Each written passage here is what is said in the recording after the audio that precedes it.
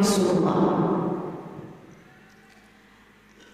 Habib Ali Habsyi mengatakan, wa ala tafannuni wasifihi biwasfihi yafna zaman wa fihi malam yusufi.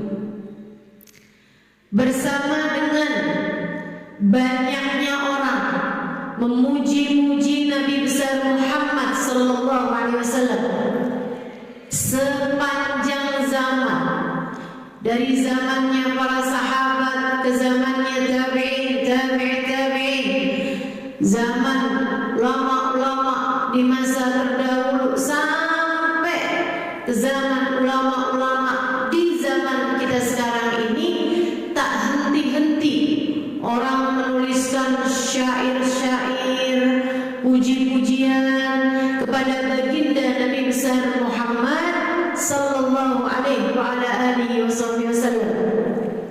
Yafna zaman, zamannya yang akan habis, sementara sifatnya Nabi Muhammad belum selesai diceritakan oleh orang. Pujian kepada Nabi Muhammad sepanjang zaman, orang menuliskan puji-pujian tentang beliau. Zamannya yang akan habis, sementara pujian kepada Nabi Muhammad belum selesai disampaikan oleh orang lain. Bagaimana tidak? Beliau adalah manusia yang cahayanya Allah ciptakan dari cahayanya Allah.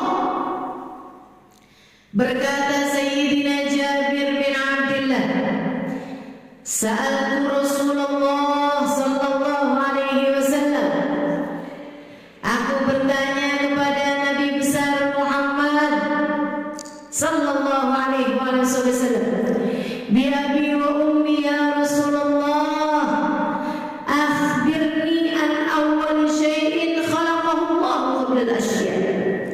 Ceritakan kepadaku apa yang pertama kali Allah ciptakan sebelum terciptanya segala sesuatu. Apa yang pertama kali Allah ciptakan ya Rasulullah? Surgakah? Arskah? Malaikat Jibril mungkin? Apa yang pertama kali Allah ciptakan sebelum Allah ciptakan apapun? Nabi Muhammad tersenyum kemudian menjawab, inna awwala syai'in khalaqahu Allah qabla al-asya' nur nabiyyika Muhammadin sallallahu alaihi wasallam min nuri. Sesungguhnya yang pertama kali Allah ciptakan sebelum diciptakan apapun adalah cahayanya bagindamu, cahayanya Nabi Muhammad sallallahu alaihi wa ala alihi wasallam, min nuri, dari cahayanya Allah, dari cahayanya Allah. Karena belum ada apapun dan yang pertama kali diciptakan adalah cahayanya Nabi Muhammad, Allah menciptakan cahayanya Nabi Muhammad dari cahayanya Allah. Beliau memang manusia termulia. Ibu-ibu sekalian, kita sering dengar puji-pujian orang tentang orang. Misalnya ada seorang dipuji orang, misalnya gitu ya, pernah lihat Sulaiman enggak? Misal, yang paling dekat aja. Terus orang puji. Kamu belum pernah ketemu, tapi di saat ketemu, kemudian kamu menjadi dekat, misalnya, kamu akan mendapati ternyata segitu aja kok dia. Enggak sama dengan apa yang dipuji-puji oleh orang. Sekali kita tuh begitu. Seringkali ketika kita mendapati seseorang memuji, pada prakteknya dia enggak segitunya. Tapi Nabi Muhammad berbeda. Orang puji Nabi Muhammad,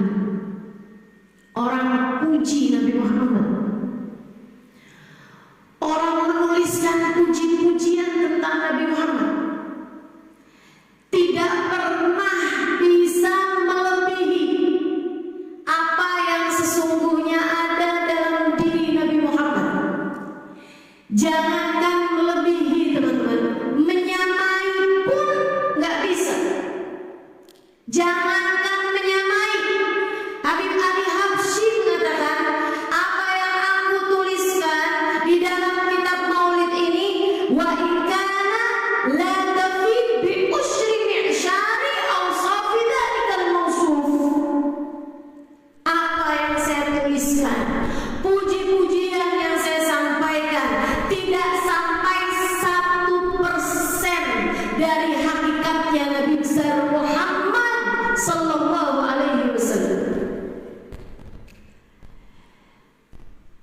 Benar banget kalau Habib Ali Habsyi mengatakan seperti itu.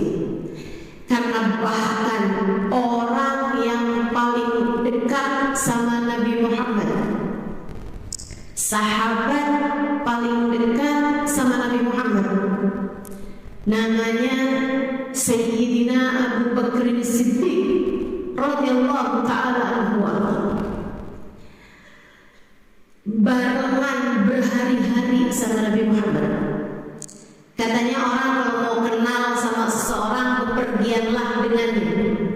Kamu akan kenal hakikat orang kalau kamu udah bepergian sama orang tersebut. Kalau kamu udah sering lihat dia dalam keadaan darurat, gimana tuh keadaan dia?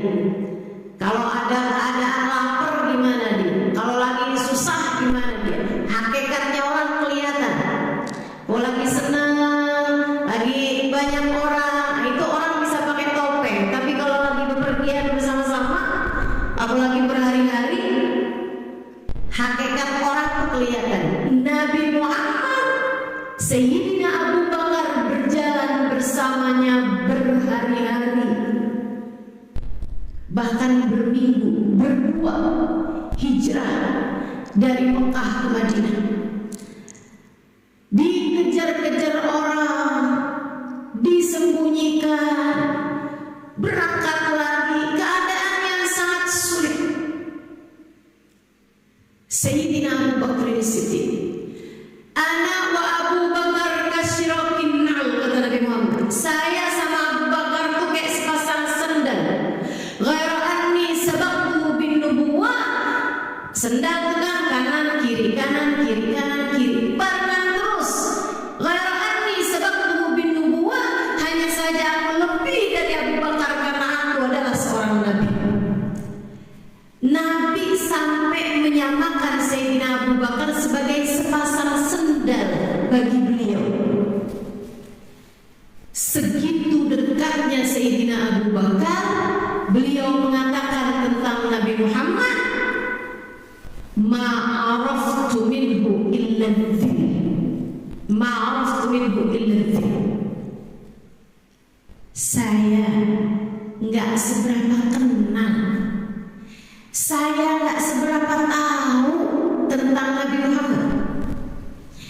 Saya tahunya tentang Nabi hanya seperti tahunya kita terhadap seseorang, padahal baru lihat bayangannya saja. Katanya Sayyidina Abu Bakar, ma'araftu minhu illa dzil. Saya nggak kenal Nabi Muhammad, nggak tahu banyak tentang Nabi Muhammad. Sebab Nabi Muhammad sangat mulia, sebab Nabi Muhammad sangat agung, sebab Nabi Muhammad sangat tinggi. Tahunya saya terhadap Nabi Muhammad hanya seperti tahunya seseorang terhadap bayangan orang lain. Kayak belum beneran salaman, belum beneran pelukan, belum beneran makan bareng, belum beneran apa-apa gitu. Kayak baru lihat bayangannya aja. Pengetahuan saya tentang Nabi Muhammad, dari mulianya Nabi kita Muhammad sallallahu alaihi wa ala alihi wasallam. Dan dari sejak zaman para sahabat sudah banyak sekali sahabat-sahabat Nabi kita Muhammad menuliskan syair-syair, membuatkan syair-syair dan alunan cinta kepada baginda kita Nabi besar Muhammad sallallahu alaihi wa alihi wasallam. Kalau saya bisa bilang, ini kan zaman-zaman akhir nih, ada banyak aja orang-orang yang suka ngomong-ngomong yang gak enak. Kalian tuh ngapain berlebihan sama Nabi Muhammad? Kalian puji Nabi Muhammad berlebih-lebihan. Kalian mengkultuskan Nabi Muhammad. Padahal mereka nggak paham kultus itu apa maksudnya. Ya kalian berlebih-lebihan sampai jadinya kayak nyembah Nabi Muhammad. Aneh nih orang-orang yang nggak ngerti ini. Bu, kalau ada seorang suami, saya sama istri, ketika istrinya sedang sakit, misalnya gitu, dia cium tangannya, diciumin kakinya misalnya, apa berarti suami tersebut nyembah istrinya? Tentu tidak, enggak gitu. Kita itu yakin kemuliaan Nabi Muhammad, akan tetapi wa in balagna ma balagna, andai pun kita memuji Nabi Muhammad sampai mentok langit sekalipun, tetap aja wa mablaghul ilmi fihi annahu basyarun wa annahu khairu khalqillahi kullihim. Nabi Muhammad kayak apapun kita memujinya, kita semuanya tahu bahwa Nabi Muhammad adalah seorang manusia, ciptaan Allah. Akan tetapi beliau adalah semulia-mulia manusia. Akan tetapi beliau adalah seindah-indah manusia. Dan kayak apapun bisanya kita terhadap Nabi Muhammad dalam memuji beliau, dalam menyampaikan alunan cinta kepada beliau, enggak ada apa-apanya dibandingkan dengan pujian Allah kepada baginda kita Nabi besar Muhammad. Bacalah Al-Quran dan pahamilah.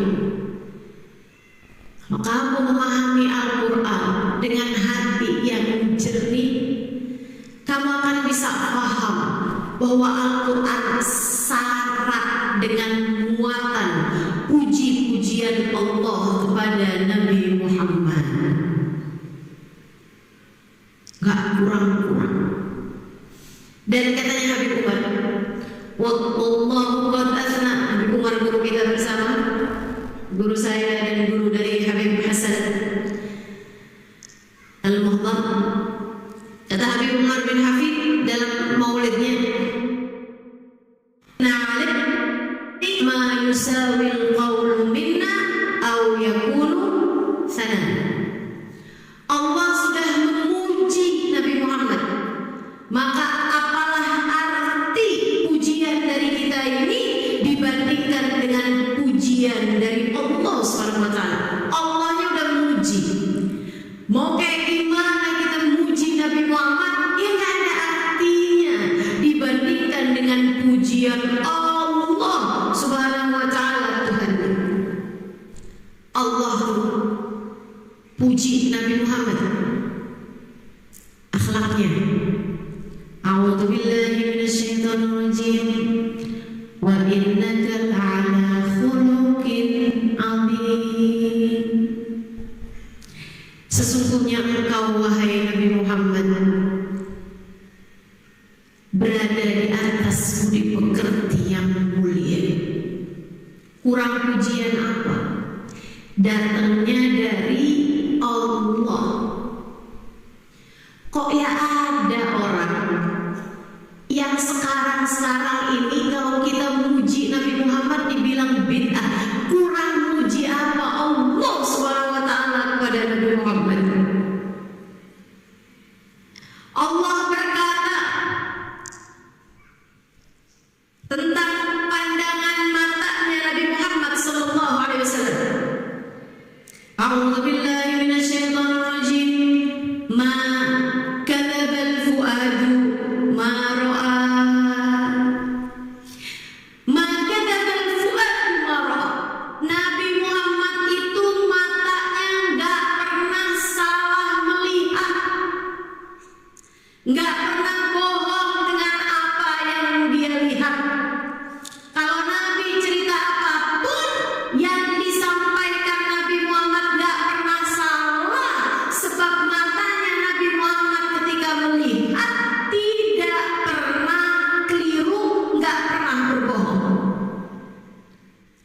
maka kadzdzabal fuad ma'rah.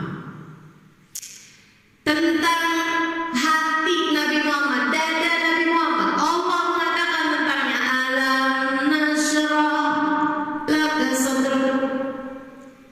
Bukankah kami telah melapangkan dadamu, wahai Nabi Muhammad?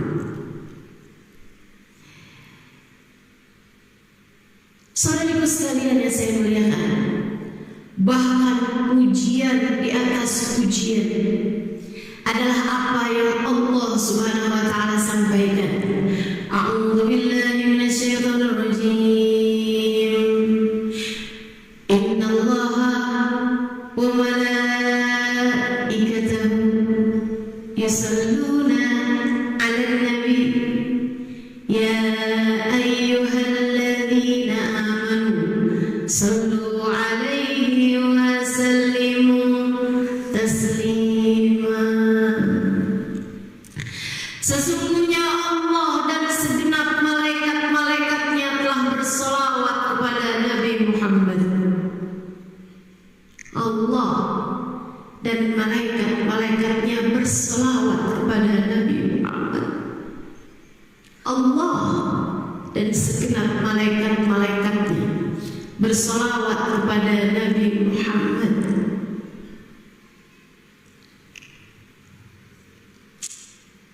Pujian kayak apa itu? Kayak Allah lagi mau ngasih tahu, dia memang makhlukku, tapi aku sendiri pun bahkan bersolawat kepadanya. Apa artinya solawat dari Allah? Ar-Rahmah al-makruna bit-ta'zim. Kasih sayang Allah dibarengi dengan pengagungan dari Allah SWT. Allah memuliakan Nabi Muhammad. Allah mencintai Nabi Muhammad. Allah menyayangi Nabi besar Muhammad sallallahu alaihi wasallam. Allah dan segenap malaikat-malaikatnya bersolawat kepada Nabi Muhammad. Saudara sekalian yang saya muliakan, cinta luar biasa Allah kepada baginda kita Nabi besar Muhammad sallallahu alaihi wasallam. Sampai-sampai para ulama mengatakan Allah tuh sama Nabi Muhammad perlakuannya emang beda. Nabi-nabi yang lain dipanggil dengan namanya masing-masing. Allah bilang kepada Nabi Adam, manggil Nabi Adam, ya Adam askun anta wa zawjukal jannah. Wahai Adam, tinggallah kamu dan istri kamu di surga. Allah berkata kepada Nabi Nuh, ya Nuh bin bisalamin minna. Wahai Nuh, berlabuhlah kamu dengan kapal kamu tersebut dengan keselamatan dari kami.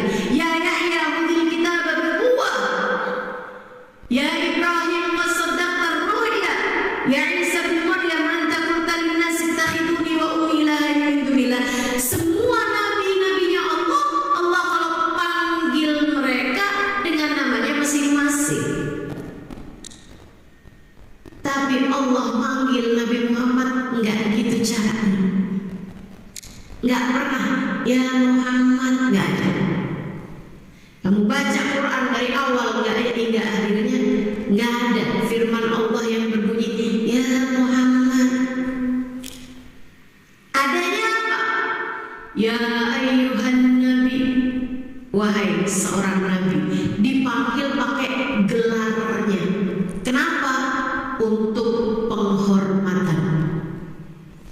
Kayak kamu kalau panggil dokter enggak namanya, panggil Pak Dokter, dokter, tahu dokter, kan begitu? Karena kita memuliakan orang tersebut. Kita panggil bapak ibu, kita nggak ada mesti yang manggil namanya aja. Pasti Pak, Bu, Mi, Bah, Pak, Ma. Pasti manggilnya dengan julukannya. Kenapa? Karena kita hormat kepada orang tersebut. Allah Subhanahu wa taala pun demikian. Ketika memanggil Nabi kita Muhammad, Allah Ya ayyuhan nabi inna arsalnaka syahidan wa mubasyiran wa nadhiran. Atau ya ayyuhar rasul balligh ma unzila ilaika min rabbik. Allah panggil wahai seorang nabi, wahai seorang utusan. Ada pula dipanggil dengan julukan. Kayak kamu lihat anak kamu suka sembunyi di belakang kulkas.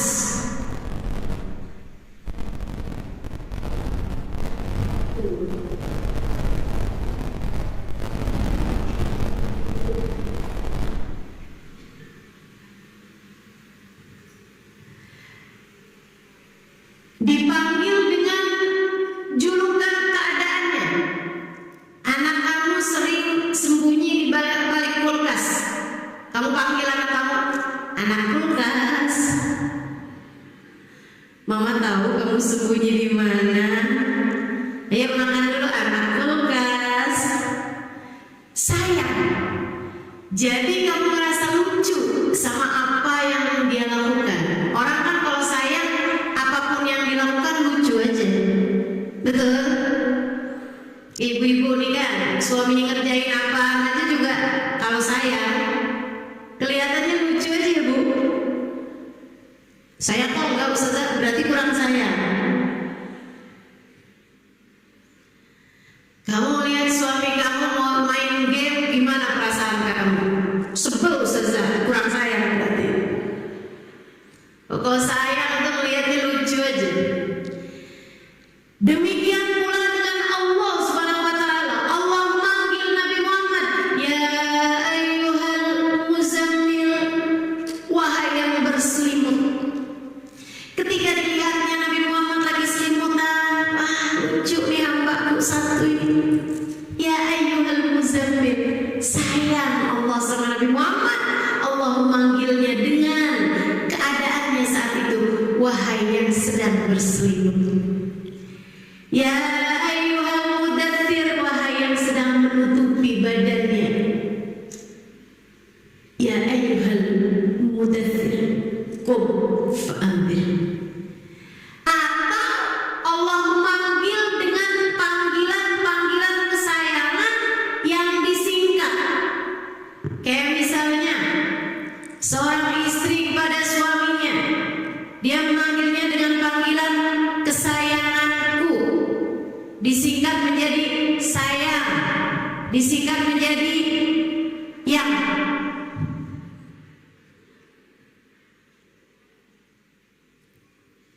Walaupun buat para istri yang gak dipanggil sayang suaminya, jangan sedih. Ustazah, teman saya dipanggil sayang sama suaminya. Sayang gak Ustazah? Gak apa-apa. Teman saya Ustazah dipanggilnya yang. Gak apa-apa juga kamu gak dipanggil begitu ya. Kalau kamu dipanggil pastiin maksud kamu yang keberapa.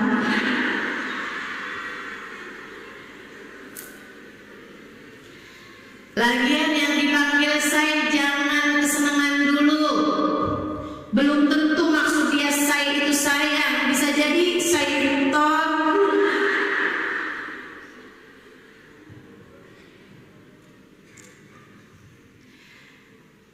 Kadang-kadang orang sayang jadi akhirnya dipanggil dengan panggilan-panggilan yang dipendekkan.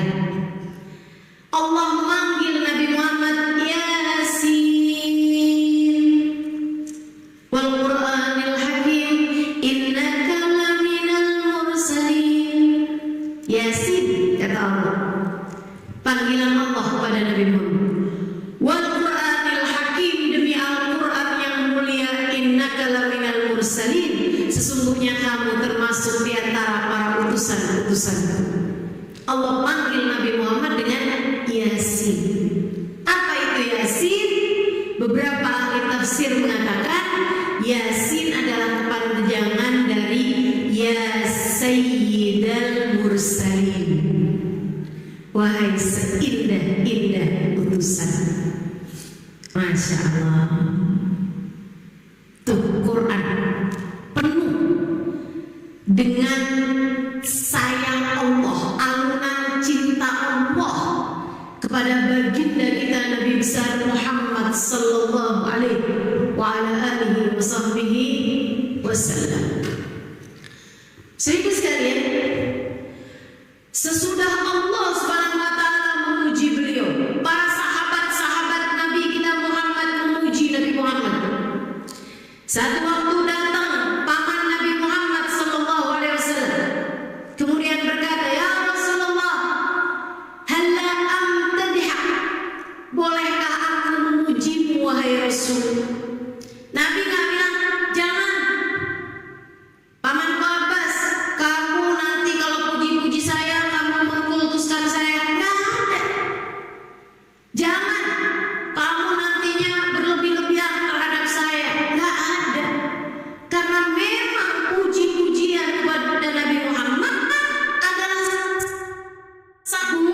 Kita ini kalau nggak muji orang-orang soleh, yang ada akhirnya kita muji orang-orang yang nggak benar. Betul? Mendingan mana? Muji orang-orang soleh sehingga kelak semoga kamu bersama dengan mereka di akhirat, ataukah kamu memuji orang-orang yang gak jelas nilai mereka di akhirat nanti? Tentu kita akan lebih memilih untuk memuji kebaikan dan orang-orang baik, sehingga semoga kita ikut bersama dengan mereka di akhirat nanti. Dan kalau bicara orang baik, emang ada yang lebih baik dari Nabi Muhammad? Nggak ada. Yang lebih kaya sih banyak, tapi kan kita nggak lagi urusan makaya. Emang ada yang lebih mulia daripada Nabi besar Muhammad? Nggak ada. Karenanya Sayyidina Abbas berkata, "Allah amtadihak ya Rasulullah, bolehkah aku memujimu wahai Rasulullah?" Dan dengarkan kata Nabi Muhammad sallallahu alaihi wasallam, "Silahkan paman, saddadallahu fa, semoga Allah menguatkan mulutmu wahai paman. Semoga Allah bikin bagus, menguatkan mulutmu wahai paman." Sayyidina Abbas bercerita, sejak aku didoakan sama Nabi Muhammad seperti itu, sampai dengan sekarang gak pernah sariawan, gak pernah sakit gigi, gak pernah ada yang tanggal dari gigi saya ini sejak dibilang sama Nabi Muhammad, saddadallahu fak, semoga Allah menguatkan mulutmu wahai paman. Karena Nabi ketika berdoa, doanya mustajab. Karena Nabi ketika bergembira dan membalas kebaikan orang, maka Allah lah yang akan membalas orang tersebut. Sebab Nabi Muhammad la yantiqu anil hawa in huwa illa wahyun yuha, tidaklah mengucapkan satu ucapan melainkan semuanya adalah wahyu dari Allah Subhanahu wa ta'ala. Sayyidina Abbas pun mulai memuji Nabi Muhammad. Panjang di antara pujian yang tersebut, antal ladzi lamma wulidta asyraqatil ardu wa adha'a bi nurikal ufuq wa nahnu fi hadzal dhiya sublar rasyadi nahtariku. Antal ladzi lamma wulidta, engkaulah wahai Rasul yang ketika engkau dilahirkan bumi gegap gempita dengan cahaya, dan kami umatmu berada dalam kilat Nabi senang. Nabi senang. Dengar. Itu menunjukkan bahwa kalau kamu pengen disenangi Nabi Muhammad, salah satunya yang senang memuji-muji Nabi Muhammad. Kalau kamu kepengen dicintai sama Nabi Muhammad, yang senang baca-baca pujian tentang Nabi Muhammad, yang senang baca maulid, yang senang baca burda, yang senang baca sholawat, yang senang memuji-muji Nabi besar Muhammad, senang baca pujian-pujian, qasidah-qasidah yang berisi alunan cinta kepada baginda Nabi besar Muhammad sallallahu alaihi wasallam. Bukan asal lagu Arab, ada orang-orang bawain lagu Arab dikirain tentang Nabi Muhammad, padahal itu tentang urusan pacaran.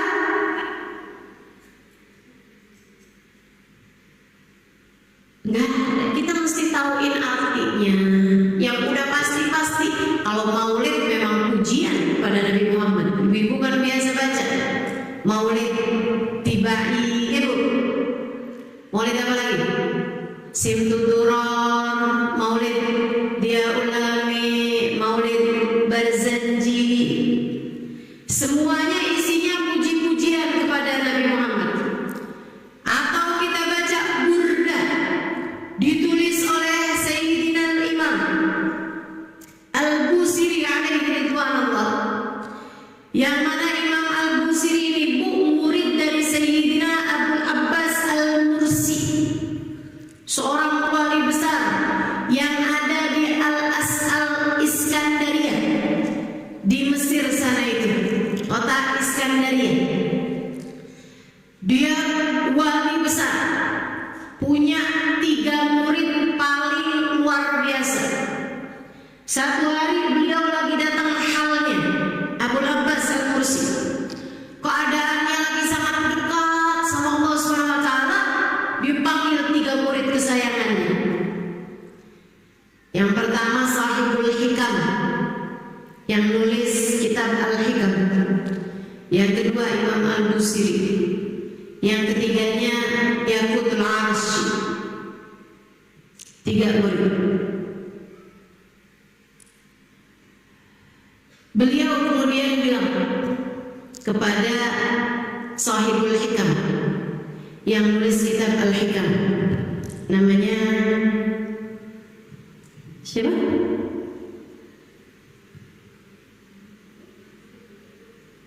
Ibnu Athaillah, Syekh Ibnu Athaillah. Beliau bilang, ya Ibnu Athaillah, kamu mau saya doakan apa? Guru tuh terlepas dari beliau seorang yang memang sedang waktu itu sedang datang keadaan yang sedang sangat dekat dengan Allah SWT. Terlepas daripada itu, seorang guru yang soleh doanya kepada muridnya memang mustajab. Seorang guru yang soleh doanya kepada muridnya mustajab. Makanya kita mesti hati-hati sama guru kita. Jangan sampai guru kita kemudian nafsubillah mendoakan guru untuk kita. Kita juga mesti pintar-pintar milih guru. Mudah-mudahan Allah SWT menyambungkan kita dengan guru-guru yang saleh, insyaallah. Ya Ibnu Athaillah, kamu Ibnu Athaillah mau minta saya mendoakanmu apa? Dia bilang, Syekh, doakan saya biar saya punya hubungan khusus dengan Allah SWT. Didoakan Fatihah.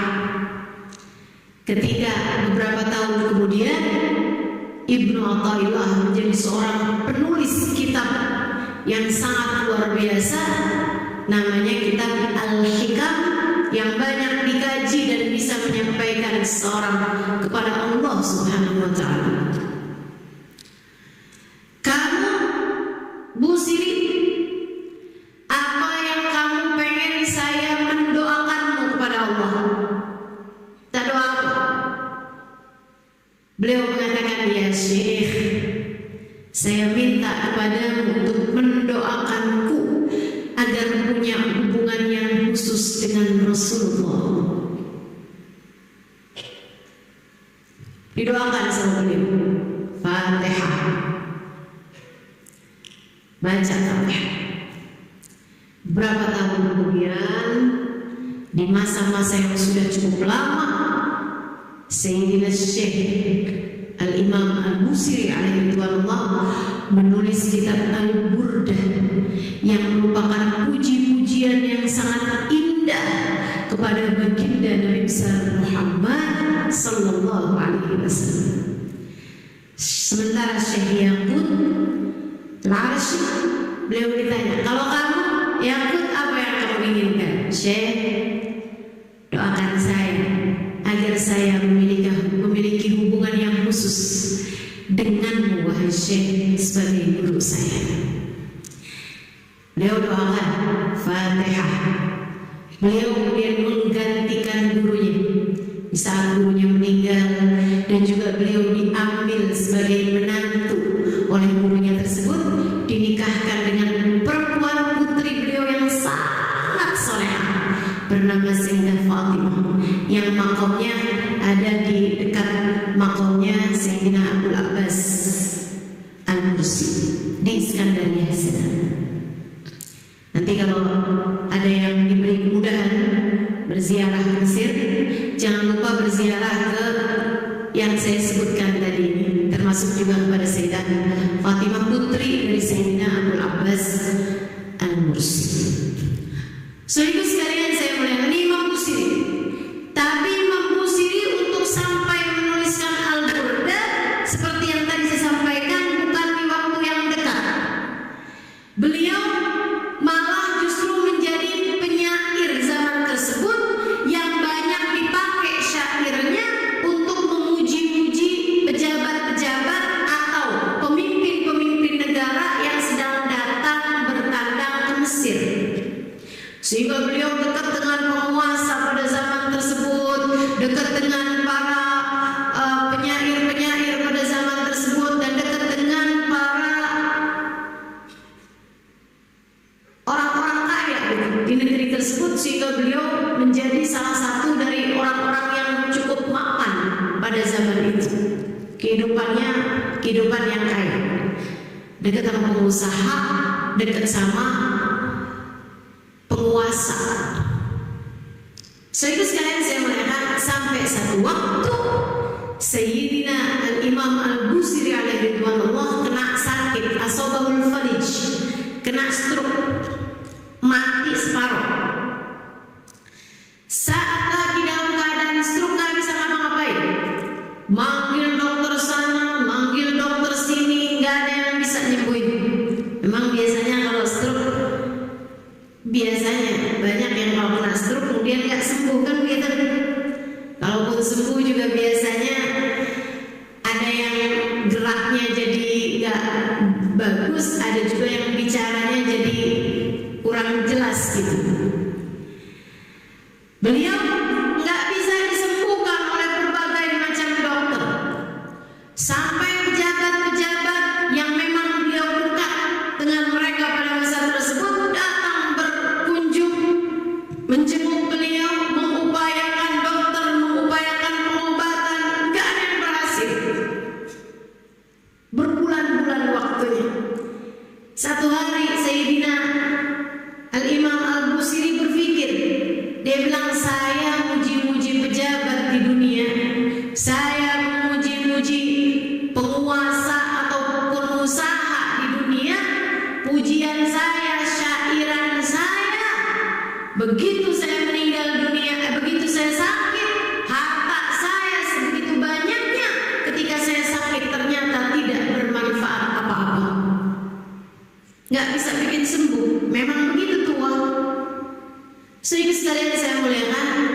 uang, seberapapun banyaknya uangmu tidak bisa mencegah satu rambutmu untuk beruban.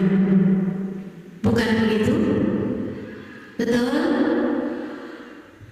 Berapapun banyaknya uangmu nggak bisa mencegah penyakit kalau udah datang. Jangankan yang besar-besar, sama nyamuk aja kalah. Kena DBD, ya ampun Bu, tumbang. Betul? Hanya karena penyakit virus yang baru bisa kelihatan sesudah di mikroskop ratusan kali, ribuan kali, bernama COVID, bernama Corona.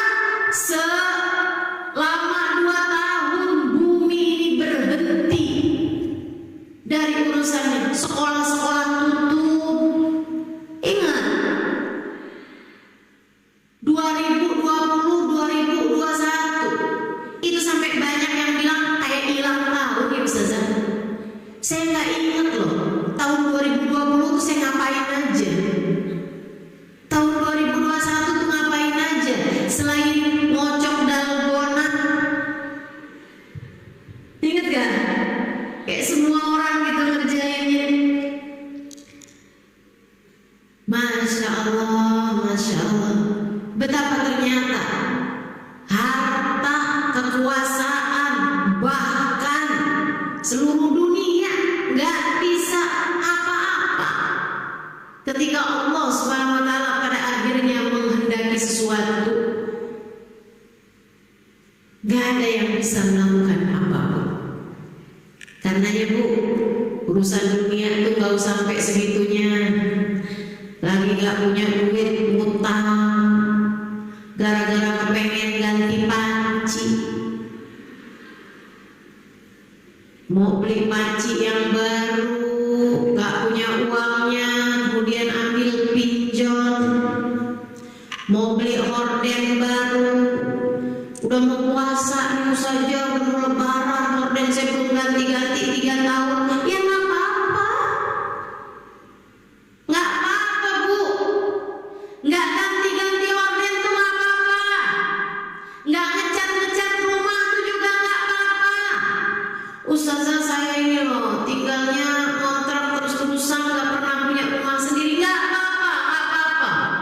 Saya sampaikan padamu nggak apa-apa Bu, sesedikit apapun uangmu cukup untuk membiayai hidupmu, untuk makanmu, untuk pakaianmu tuh bakalan cukup.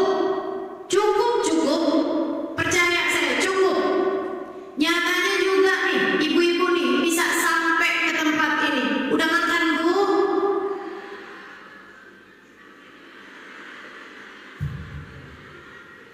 Pada bisa makan kan? Kalaupun ada yang belum makan cuman karena takut gak dapat tempat, jadi berangkat dari sebelum subuh ya. Bukan karena gak ada yang bisa dibeli buat dari makanan kan, gak begitu kan? Sering sekalian yang saya muliakan, pernah gak dalam hidupmu kamu gak bisa keluar rumah karena gak punya baju? Hah? Ibu-ibu sering sekalian yang saya muliakan, itu kan cuma bahasa kita aja tuh. Kalau kita bilang sama suami, saya mau pergi kondangan besok, tapi saya nggak punya baju. Kata suaminya, oh jadi yang ada di lemari itu jahe, bawang.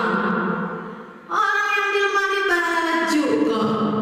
Masya Allah, Masya Allah. Ibu-ibu sekalian, sesedikit apapun uangmu cukup untuk membiayai hidupmu, tapi sebanyak apapun uangmu gak akan cukup untuk membiayai gaya hidupmu.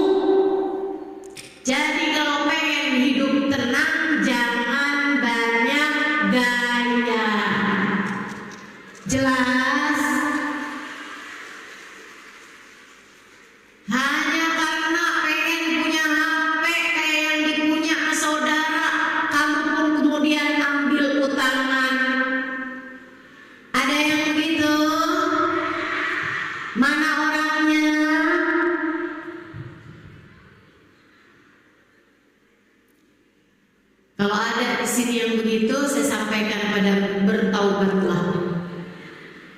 Saya serius.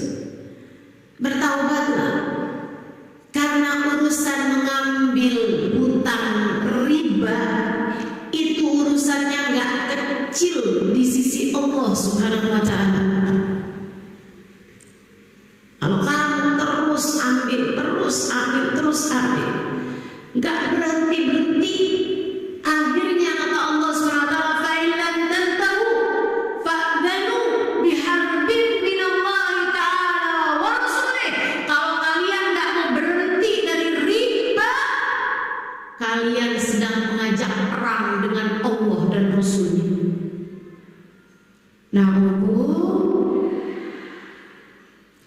kamu selama ini minta sama Allah, sholat menghadap Allah, sujud kepada Allah, teman-teman sekalian, jangan sampai hanya gara-gara kamu mengikuti hawa nafsumu untuk mengambil hutang riba, kamu sejatinya sedang diperangi oleh Allah Subhanahu wa Ta'ala. Na'udzubillah. Ayo cepat taubat. Nabi itu dulu, kalau ada sahabatnya meninggal dunia, pertanyaan Nabi bukan dia sholat apa enggak, dia udah dibayar apa enggak zakatnya, atau dia punya hutang puasa apa enggak. Nabi nggak nanya gitu. Atau Nabi nanya gitu, gimana dia terhadap keluarga, enggak. Yang ditanyakan sama Nabi Muhammad, dia punya hutang apa enggak. Begitu dibilang ada Rasulullah dia punya hutang, Nabi pulang nggak jadi nyolatin. Jadi ibu-ibu nih yang pada suka hutang, dengerin saya. Kalau kamu ibarat jadi sahabat Nabi Muhammad sekalipun, Nabi nggak berkenan mensolatimu kalau kamu meninggal dunia bawa hutang, apalagi jika hutang tersebut adalah hutang riba. Kenapa Nabi nggak mau nyolatin? Nabi tahu syafaat beliau tidak bermanfaat bagi orang tersebut. Nah, kalau syafaat Nabi aja nggak manfaat, kira-kira apa yang bermanfaat bagi orang itu? Serem, jangan ada di antaramu yang punya hutang. Ustazah udah terlanjur nih ada hutang, taubat sama Allah, doa sama Allah, sungguh-sungguh bangun di waktu malam, merintih menangis pada Allah, ya Allah, tolong lunaskan hutang saya, ya Allah, tolong lunaskan hutang saya, ya Allah, dan saya berjanji, ya Allah, saya gak akan pernah ngambil hutang lagi, ya Allah. Bantu saya, ya Allah, tolongin saya, ya Allah. Insya Allah Allah Subhanahu wa Ta'ala akan memberikan kemudahan kepada. Sering sekali saya mengatakan uang tak bermanfaat apa-apa kepada Sayyidina Imam Al-Busiri ketika beliau kena sakit stroke. Jadinya mikir, baru di dunia uang saya gak ada manfaat apa-apa. Baru di dunia kedekatan saya sama pejabat gak manfaat apa-apa. Baru di dunia kedekatan saya sama raja-raja, penguasa dunia gak manfaat apa-apa. Gimana di akhirat nanti? Saya mumpung masih ada umur, saya mau menulis saja bait-bait syair, puji-pujian kepada seseorang yang pujian kepadanya bermanfaat bagi saya di akhirat. Beliau pun mulai menulis, amin tadakkuri jiranin bidi salam mazaddadam anjara min muqlatin bidam am yahsabu sabbu annal hubba munkatimun ma baina wa munsajid. Kenapa ya, kata beliau, saya kalau ingat sama yang tinggal di salam, air mata saya mengalir tanpa henti karena rindu padanya. Puji-pujian ingatan beliau kepada Nabi Muhammad SAW. sampai kepada Muhammadun Sayyidul Kaunaini wa Thaqalaini wal Fariqaini min urbin. Muhammadun Sayyidul Kaunaini wa Thaqalaini wal Fariqaini min urbin wa min ajabin. Nabi Muhammad sallallahu alaihi wasallam. Yang saya maksudkan ini adalah Nabi Muhammad, kata beliau, Sayyidul Kaunaini wa Thaqalain, pemimpin dunia akhirat, pemimpin alam bumi, alam langit, manusia yang terbaik, baik dari bangsa Arab maupun dari bangsa Ajam. Puji-pujian, huwal habibul ladzi turja syafa'atuhu li kulli haulin minal ahwali muqtar min Nabi Muhammad, Nabi yang saya harapkan syafaatnya ketika huru hara hari kiamat nanti datang menyerang kita semua. Puji-pujian tentang Nabi Muhammad sallallahu alaihi wasallam sampai di bait syair wa mablaghul ilmi fihi annahu bashar. Seapa-apanya kita puji Nabi Muhammad, Nabi Muhammad adalah seorang manusia. Mau lanjutinnya nggak dapat kalimatnya. Kayak ini kurang pas, ini kurang pas, ini kurang pas. Tidur beliau. Saat tidur itulah beliau bermimpi didatangi Nabi Muhammad dan 4 sahabat Khulafaur Rasyidin, Sayyidina Abu Bakar, Sayyidina Umar, Sayyidina Uthman, Sayyidina Ali. Nabi di depannya, ada pada depan sama Al-Busiri, di belakang Nabi Muhammad 4 sahabatnya. Nabi kemudian berkata padanya, ya Busiri, madza qulta fiya? Wahai Busiri, katanya kamu nulis tentang saya, apa yang kamu katakan tentang saya? Imam Busiri mulai membacakan burdah yang telah ditulisnya. Maulaya salli daiman abadan ala habibika khairil khalqi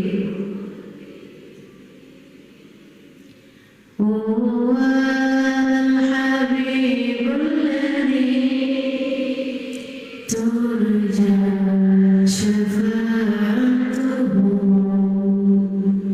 fi kulli hawlin minal ahwali.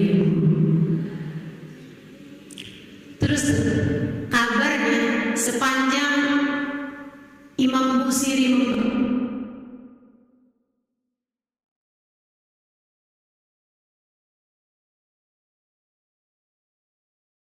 bacakan bait-bait syair burdah, kabarnya Nabi Muhammad yatamayan, goyang-goyang, badannya goyang-goyang.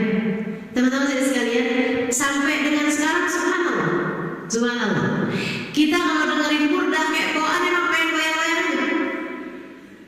Coba aja deh, tadi kita udah dari diam nih, goyang-goyang.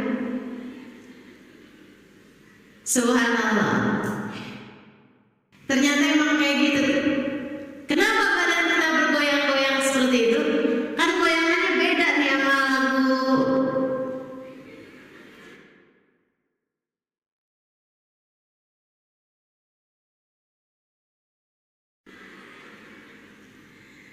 Gue beda kan goyangannya ya.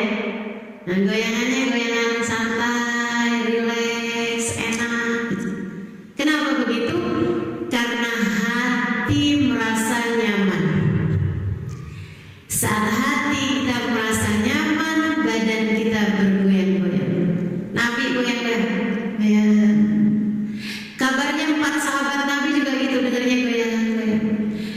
Sampai di bait syair wa mablaghul ilmi fihi annahu basharun. Ya Rasulullah,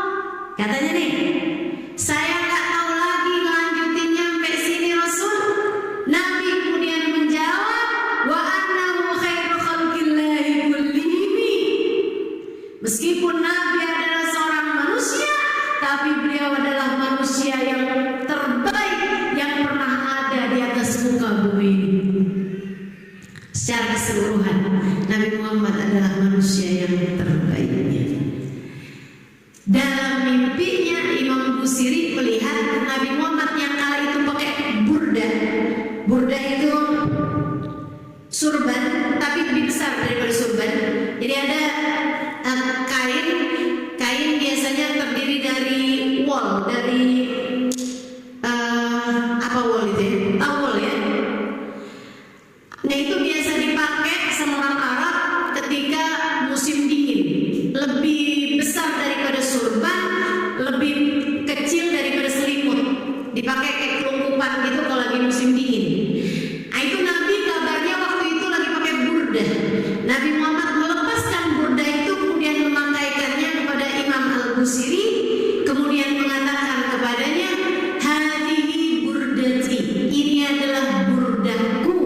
Makanya disebutnya kitab burdah, madah burdah, puji-pujian al-burdah, mengambil dari burdahnya Nabi Muhammad. Kabarnya lagi ketika Nabi Muhammad melepaskan burdah tersebut, Nabi Muhammad memakaikannya kepada Imam Busiri seraya mengatakan, hadihi bur'ati, ini adalah bur'ah dariku, artinya ini adalah kesembuhan untukmu.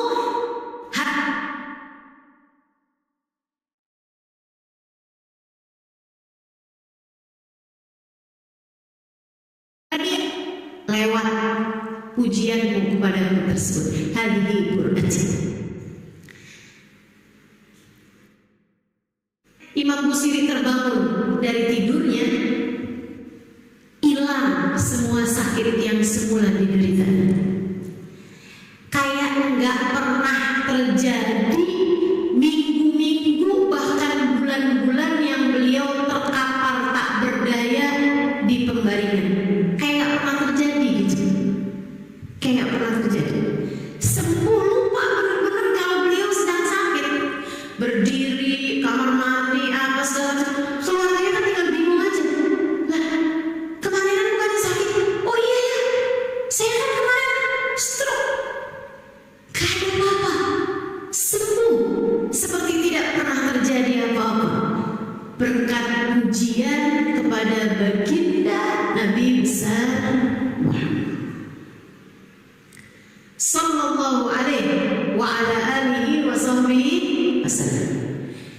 Sebab ketika kamu memuji Nabi Muhammad, Allah pun menjadi cinta kepadamu, sebab Nabi Muhammad adalah kekasih Allah. Bu, kalau kamu sangat menyayangi anakmu, kamu punya anak, sayang banget kamu sama anak kamu tersebut. Ada temennya gitu, senang banget muji-muji anak kamu tersebut. Gimana perasaan kamu sama temennya yang suka muji anak kamu itu? Senang banget pasti, senang pasti. Ada satu temennya lagi nggak suka muji anak kamu, malahan yang muji-muji itu bilang, ngapain sih kamu berlebihan? Kamu nggak usah kayak gitu, nggak usah puji-puji dia. Gimana perasaan kamu terhadap orang yang melarang orang lain untuk memuji anakmu tersebut? Kamu nggak suka bukan sama dia? Allah sayangnya kepada Nabi Muhammad lebih daripada sayangmu kepada anak kamu tersebut. Karenanya Allah cintanya, sayangnya kepada yang suka memuji Nabi Muhammad lebih daripada sayangnya kamu kepada yang suka memuji anakmu. Sekaligus juga Allah gak suka sama orang yang melarang-larang memuji kekasihnya, sama dengan kamu gak suka sama seseorang yang melarang untuk memuji anak kamu tersebut. Kayak begitu, persis kayak gitu. Makanya gak usah dengerin yang gak suka memuji Nabi Muhammad, karena kita suka memuji Nabi Muhammad. Yang penting tuh bukan pujian, yang penting tuh kita menjalankan syariat. Kita jalanin syariat. Siapa juga yang gak jalanin syariat? Bu, ibu tadi pagi sholat subuh apa enggak? Sholat. Nah kok bisa-bisa? Yang penting tuh jalanin syariat. Gak usah pakai perayaan maulid, gak usah pakai puji-puji Nabi Muhammad. Yang penting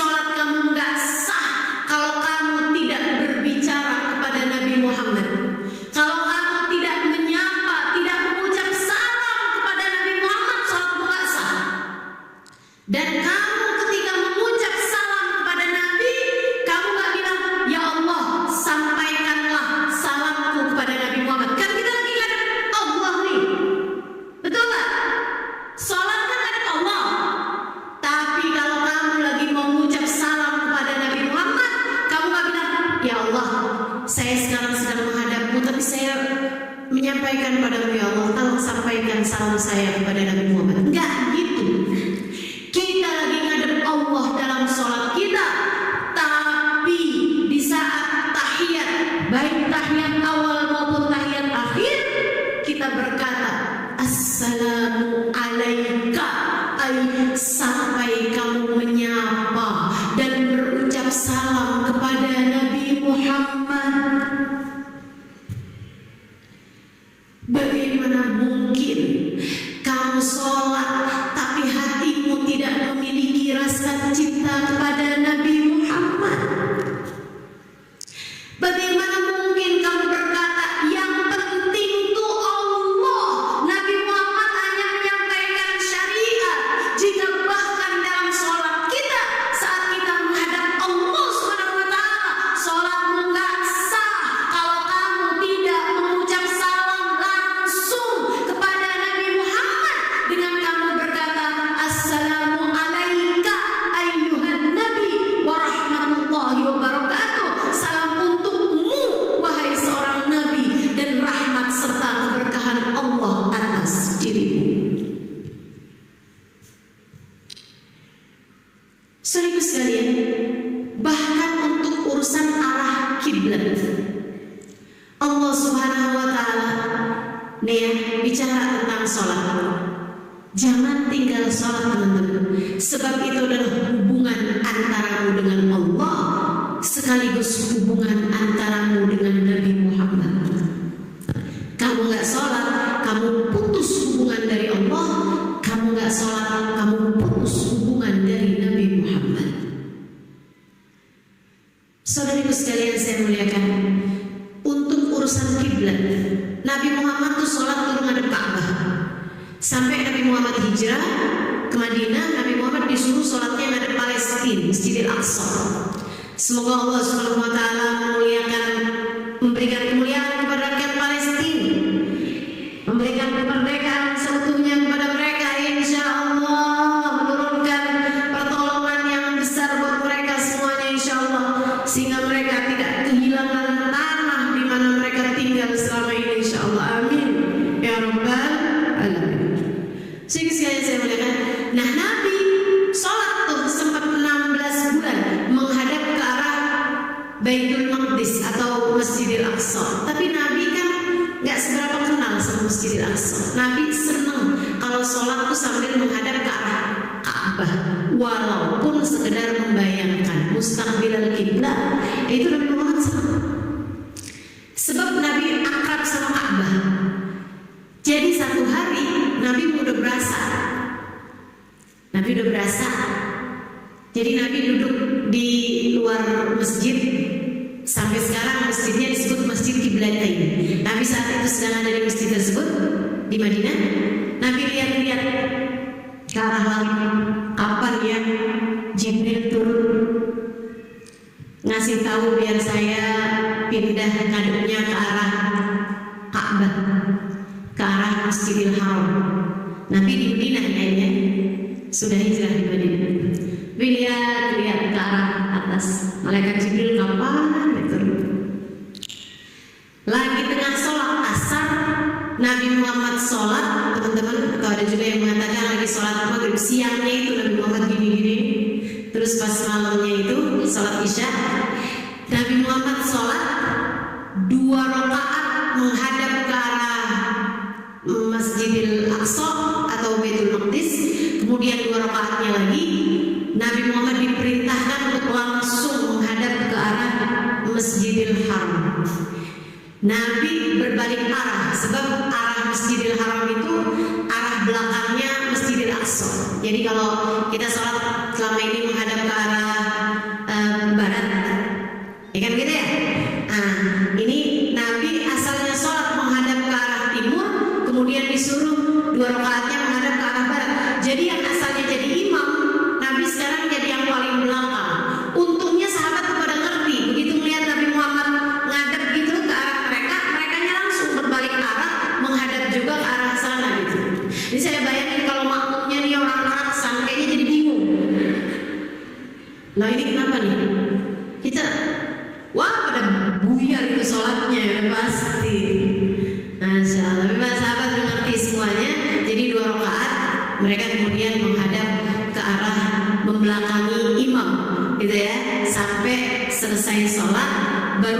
diberitahu bahwa di waktu sholat tadi Nabi Muhammad diturunkan firman Allah Subhanahu Wa Taala, bunyinya ini yang saya mau ceritain sama kamu. A'udzu billahi minasyaitonir rajim. Qad nara taqalluba wajhika fis sama' falanwalliyannaka qiblatan tardaha. Qad nara taqalluba wajhika fis sama'. Kami sudah melihat bagaimana engkau melongok-longokkan kepalamu ke arah langit, wahai Muhammad. Wahai kekasihku Muhammad, aku lihat kamu udah nyari-nyari nungguin malaikat Jibril. Bu, kalau nggak karena cinta Allah, nggak bakalan bahasanya Al-Quran seperti itu. Kamu kalau nggak cinta, ngelihat orang tuh biasa-biasa aja. Mau dia lari-lari mau dia tiduran, mau dia baringan, mau dia begini, mau dia begitu, biasa aja. Tapi kalau kamu cinta terhadap cucumu misalnya, ya ampun, dia ngomong apa kamu seneng, dia jalan kamu seneng, dia lari-lari kamu seneng, dia lompat kamu seneng, semuanya gerakan kamu senengin, bukan begitu? Terus kamu ceritakan kepada tetangga, padahal tetangga nggak segitunya sama cucumu, biasa-biasa aja. Saking gak enak aja mau ngomong, semua anak juga kayak gitu, Bu. Serius sekali saya mengatakan, Allah begitu cintanya kepada Nabi Muhammad sampai Nabi Muhammad ngomong-ngomongin kepala ke arah langit, diceritakan sama Allah Subhanahu Wa Taala kepada kita umatnya. Qad nara taqalluba wajhika fis sama'. Kami telah melihat bagaimana engkau melongok-longokkan kepalamu ke arah langit, wahai Nabi Muhammad. Qad nara taqalluba wajhika fis sama' falanwalliyannaka qiblatan tardaha. Sekarang kamu boleh ngadep ke arah kiblat yang kamu mau, wahai Nabi Muhammad. Yang kamu mau, bukan yang Allah mau, yang kamu mau. Jadi kamu sholat ngadep Ka'bah, itu adalah kiblat yang dimaui sama Nabi Muhammad, yang diinginkan sama Nabi Muhammad.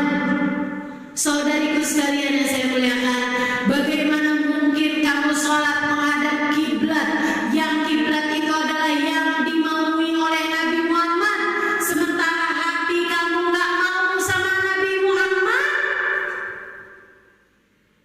Betapa sangat kurang ajarnya dirimu sebagai umat jika kamu punya perasaan semacam itu. Gak bisa sholat aman cinta kepada Nabi Muhammad, itu gak bisa dipisahkan. Ia adalah hubungan antaramu dengan Allah, hubungan antaramu dengan Nabi Muhammad. Saya gak mau sholat, saya mah cukup sholawatan aja. Gak bisa juga. Gak bisa juga. Kalau kamu kepengen Nabi Muhammad, maka kamu harus taat sama Nabi Muhammad. Kamu harus mau senang sama ajarannya Nabi Muhammad, sebab sholat itu adalah hubungan antaramu dengan Allah, hubungan antaramu dengan Nabi Muhammad. Jangan dipisahkan. Sholat iya juga, sholawat iya juga. Cintai Allah yang telah memberikan kehidupan dan keimanan kepada kita.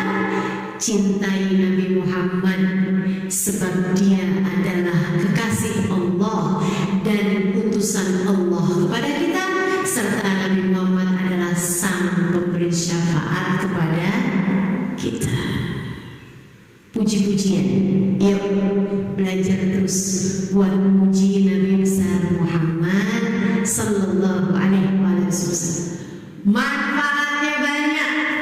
Siapa yang kepengen dicinta sama Allah, pujilah Nabi Muhammad sebab ia adalah kekasih Allah.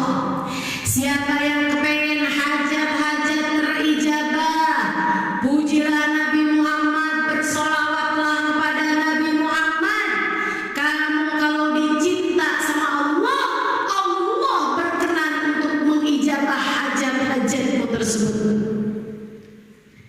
Saya ingat saya punya kiai, namanya kiai, biasa didatengin orang-orang banyak. Saya waktu itu sedang bersama dengan beliau.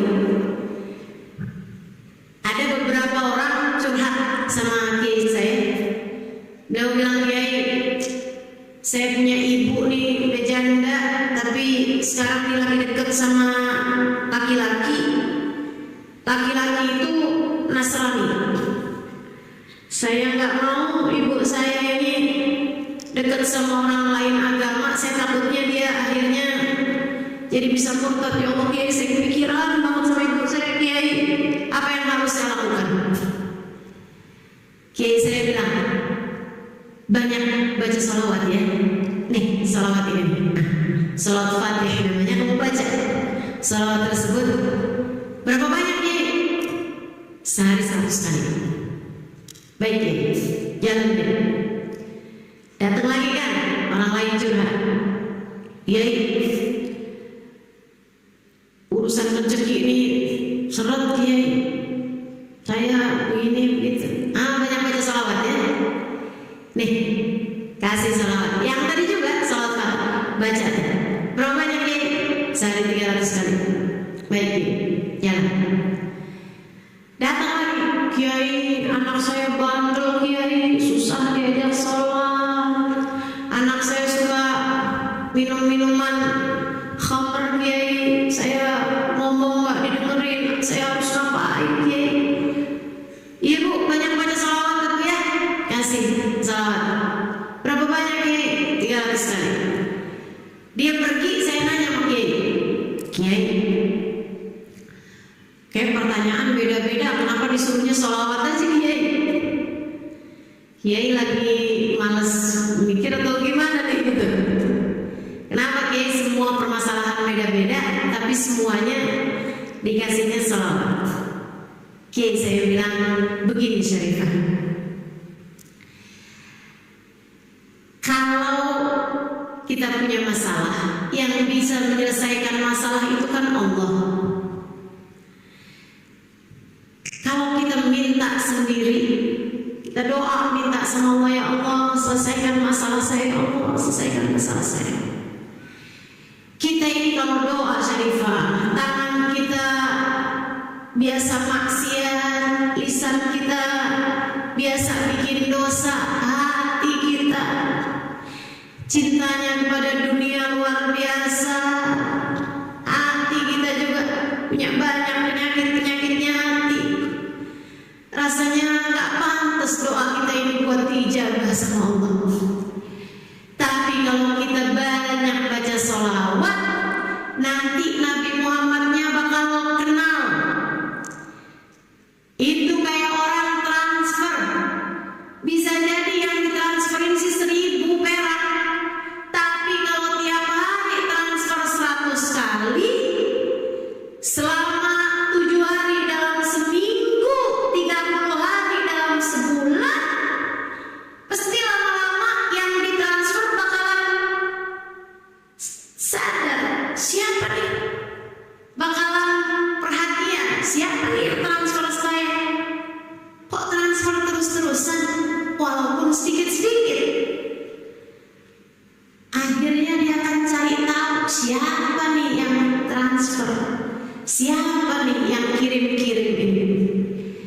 Nanti kalau kita udah dikenali sama Nabi Muhammad, Nabi Muhammad itu orang baik, Nabi Muhammad itu orang dermawan, Nabi Muhammad itu orang paling loman, paling loyal, paling gak perhitungan. Begitu kita banyak bersalawat kepada Nabi, Nabi akan perhatian kepada kita. Kemudian Nabi akan cari tahu apa hajat dia kepada Allah. Saat itulah Nabi yang akan mengangkat tangannya, berdoa, meminta kepada Allah agar hajat-hajat orang tersebut dijabah, sehingga dengan mudah hajatnya dijabah Allah Subhanahu wa Ta'ala. Sebab ketika Nabi yang berdoa, tangan Nabi tidak pernah berbuat dosa, mata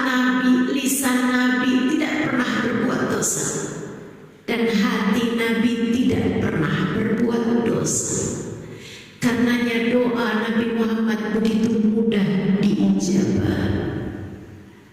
Karenanya Bu, jangan jauh-jauh dari memuji-muji Nabi Muhammad.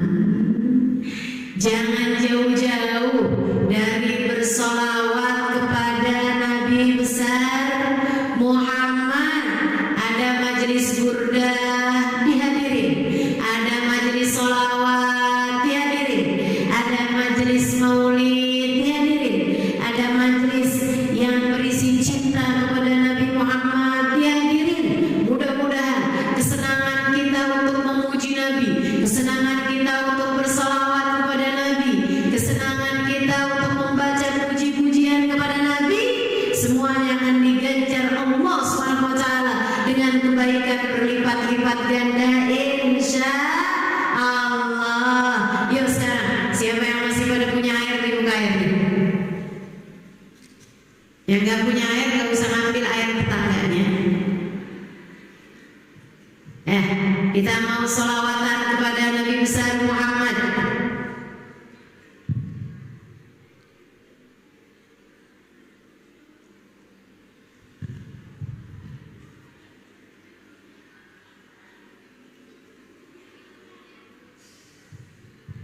Dan ini air doa, air sholawat kita. Silahkan nanti diminum masing-masing dan juga kasih kepada anaknya, kasih kepada keluarganya. Jadi air berkah kita bacakan bersama-sama di sini dengan orang-orang mulia. Insya Allah mudah-mudahan jadi sebab kemuliaan kita. Kita doakan anak-anak kita semuanya biar dapat hidayah, biar jadi anak yang saleh-salehah. Dan minta pada Allah SWT semoga semuanya menjadi hamba-hamba yang tercinta di sisi Allah, disayang Rasulullah. Kita minta semoga dengan keberkahan salawat ini anak cucu kita semuanya jadi anak-anak yang punya nasib yang bagus, jadi anak-anak yang kelak di hari akhirat ada dalam rombongan Nabi besar Muhammad sallallahu alaihi wa alihi wasallam, insyaallah. Jadi penyebab bersihnya hati kita semoga. Kita minta sama Allah SWT, semoga berkahnya salawat Allah sehatkan lahir batin kita, Allah sehatkan badan kita, Allah sehatkan hati kita, Allah sehatkan mata kita, Allah sehatkan seluruh anggota tubuh kita, Allah sehatkan ekonomi kita, Allah sehatkan rumah tangga kita, Allah sehatkan hubungan kita dengan semua hamba-hambanya Allah, Allah sehatkan hubungan kita dengan Allah, Allah sehatkan hubungan kita dengan Rasulullah, Allah sehatkan dunia dan akhirat kita, Allah selamatkan, Allah karuniakan keafiahan buat kita, keselamatan bagi kita, bagi dunia